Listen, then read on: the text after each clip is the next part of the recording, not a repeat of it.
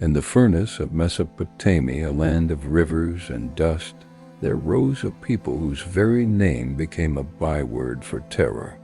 Their banners carried the winged bull of Ashur, their chariots thundered like storms, and their kings carved their victories in stone, so that the world might never forget.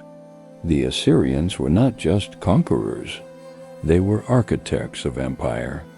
They built the world's first professional army, turned siege warfare into an art, and for centuries bent the Near East to their will. From the banks of the Tigris, they ruled over Babylon, Egypt, Israel, and the lands of the Hittites. Yet, like a great lion whose roar shakes the wilderness, even they would one day fall broken, not by the weakness of their arms, but by the fury of a world that had grown tired of their rule. This is the story of the rise and fall of the Assyrian Empire, an empire of iron, brilliance, and blood. The Assyrians began humbly. Their earliest home was Ashur, a small city on the west bank of the Tigris, named for their chief god. Around 2000 BCE, they were little more than merchant traders who carried tin and textiles across the ancient highways of Mesopotamia. Unlike Babylon, lush with gardens and rivers, Assyria was a harsher land, mountains, stony fields, and limited farmland. To survive, the Assyrians learned discipline. Hardship bred resilience. By the second millennium BCE, their kings began dreaming beyond trade. They sought power. It was Shamshi-Adad I, 1813 to 1781 BCE, who first forged Assyria into a kingdom of consequence. He conquered cities as far as Mari, established fortresses, and proclaimed himself king of the universe. His realm would not last long, but he set the tone. Assyria would never be content with survival. It would demand supremacy. The Assyrians' true rise came not from their cities, but from their armies. They created something the world had never seen before, a professional standing army. They mastered iron weapons, giving their soldiers swords and spears that shattered bronze. They built chariots and cavalry, moving faster and striking harder than their foes. They invented the siege engine, battering rams and towers that turned even mighty walls to rubble. Above all, they used terror as a weapon. Captured cities were flayed, impaled, or chained. Kings boasted of piling enemy corpses like mounds. Such cruelty was not mindless, it was deliberate. Fear, the Assyrians knew, was cheaper than endless war. By the reign of Tiglath-Pileser III, 745 to 727 BCE, Assyria was unstoppable. He reorganized the provinces, imposed governors, and turned conquered peoples into subjects of the king. It was he who created the first true empire, stretching from the Zagros Mountains to the Mediterranean Sea. With Tiglath-Pileser came an age of giants. Sargon II, 722 to 705 BCE, took Babylon, defeated Urartu II, and built a dazzling new capital at Dur-Sharrukin, a city guarded by colossal winged bulls. Sennacherib, 705 to 681 BCE, crushed rebellions in Judah, laying siege to Jerusalem itself in 701 BCE. Though the Bible records that the city survived, the Assyrian king inscribed on his palace walls that he shut up Hezekiah like a bird in a cage. In Nineveh, Sennacherib raised one of the wonders of the ancient world gardens and aqueducts, so magnificent that some scholars believe they were the true inspiration for the hanging gardens of Babylon.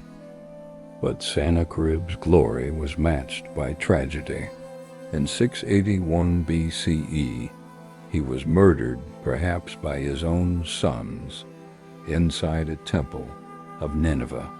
Assyrian kings lived like gods, but they died like men.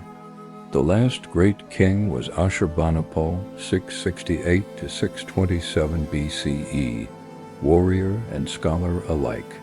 He expanded Assyria's power into Egypt, defeated Elam, and crushed all challengers. But unlike many conquerors, he also loved wisdom.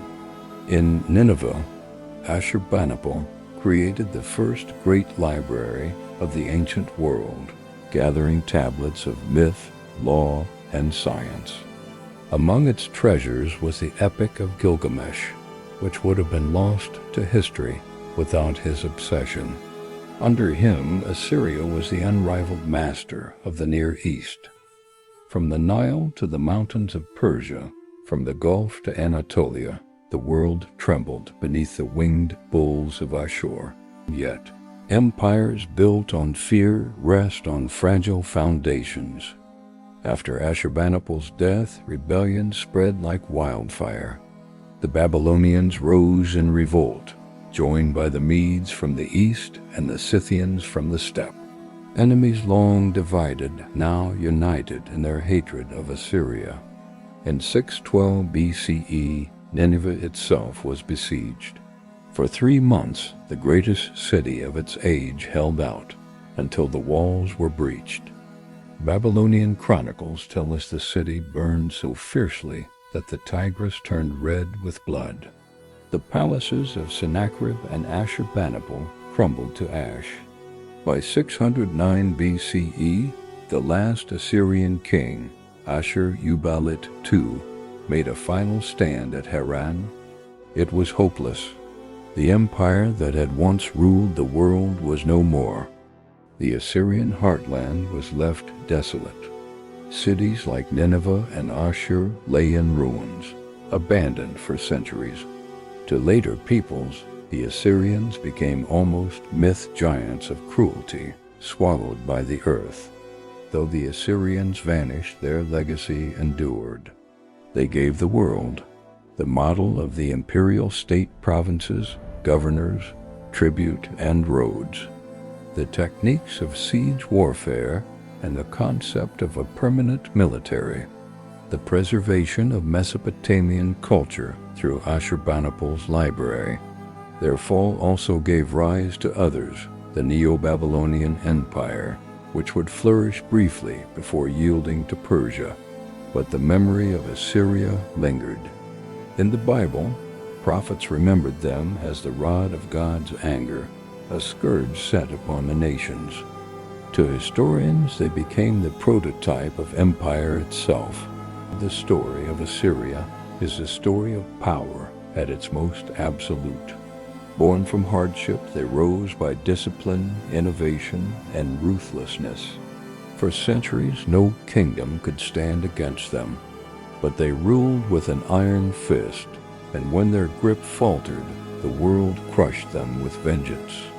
Their ruins still stand at Nineveh, Ashur, Nimrod-broken walls and winged bulls staring with blank eyes across the desert.